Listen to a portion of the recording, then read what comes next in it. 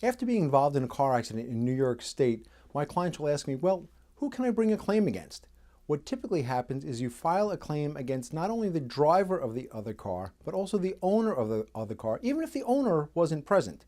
You sue the owner because he or she has the financial responsibility for the actions of the driver, and you sue the driver because he or she was the one driving and actually failed to operate the car with due care.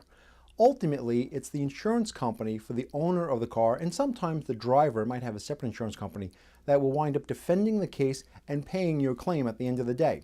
The most important thing to establish is that the driver had the owner's permission to use the car so that you can then access the insurance coverage, and then you must also establish that the driver of the car was at fault. Well, how do you decide if somebody's at fault in a car accident? You have to look to see whether or not that driver operated the car with due care. Well, what does that mean in plain English?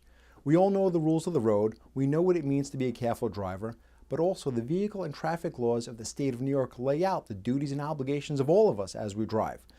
They might be different from what you understand them to be, so really it's up to the lawyer to advise you, okay, how to analyze a certain situation. And if you could show that the driver of the other car violated a provision of the vehicle and traffic law of the state of New York or one of the New York City traffic regulations, that's a really good starting point. After the violation of statutes or regulations, it really comes down to an element of common sense. What would members of your community think was the reasonable way to drive a car? And if the offending driver in your accident didn't rise to that level, if he or she didn't drive the car as members of the community would think are reasonable, you can have a successful claim against them.